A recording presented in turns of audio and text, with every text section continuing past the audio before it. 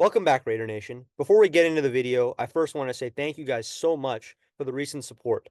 We're a small channel trying to grow and share our passion with as many of you guys out there as possible. So if you do happen to enjoy our content, please like the video, leave a comment down below, share it with your friends, and subscribe to this page. Let's get into it.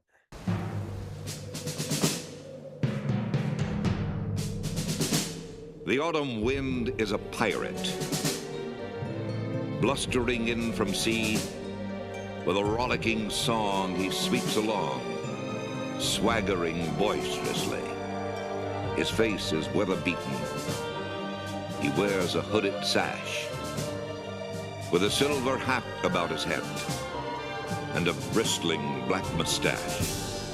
He growls as he storms the country, a villain big and bold. And the trees all shake and quiver and quake as he robs them of their gold.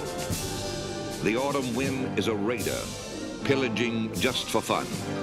He'll knock you round and upside down and laugh when he's conquered and won. Raider Nation, as we head closer and closer to the draft, JJ McCarthy's draft status is rapidly falling.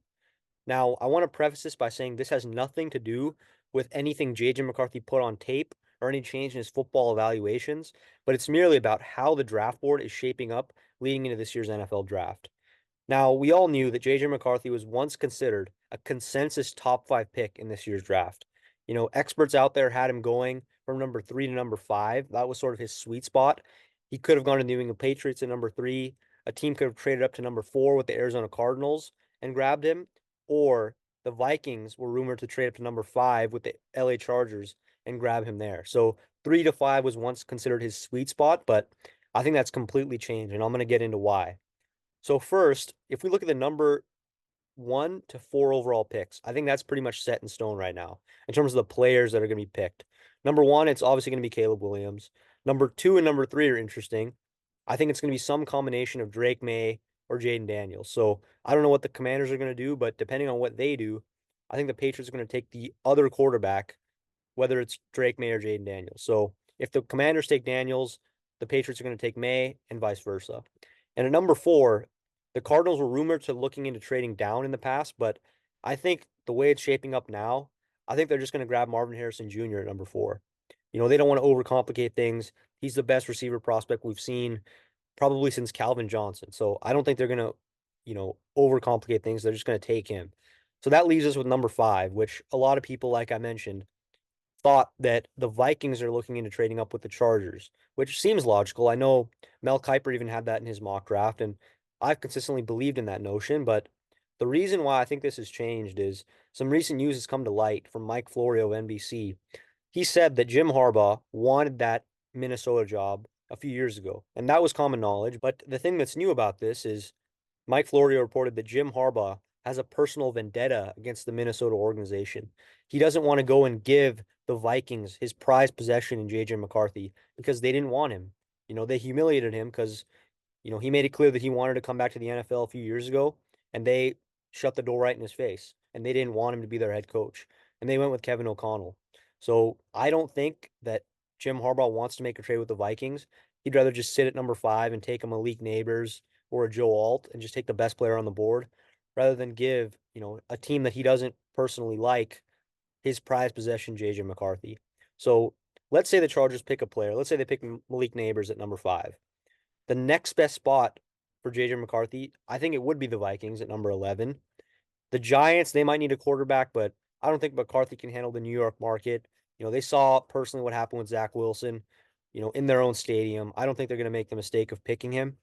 I don't think he can handle the New York media and all that. So not number 6. So I think number 11, and we've consistently hammered home this point that he really fits the Vikings system with Kevin O'Connell and that McVay Shanahan offense with over the middle shots. So he can run that offense. That's what Kevin O'Connell wants. It's been out there in the media.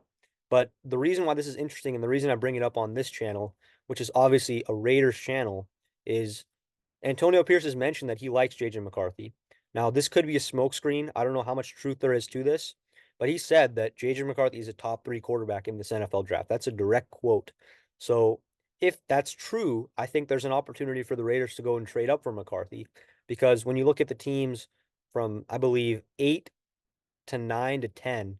At number 8, it's the Falcons, and number 9 is the Bears, and number 10 is the Jets. So I think if you look at the Chicago Bears at number 9, I think that gives the Raiders a scenario to trade up for McCarthy because they're obviously going to have Caleb Williams. You want to get more assets to build around him, especially if maybe the receiver they want is already taken at that time.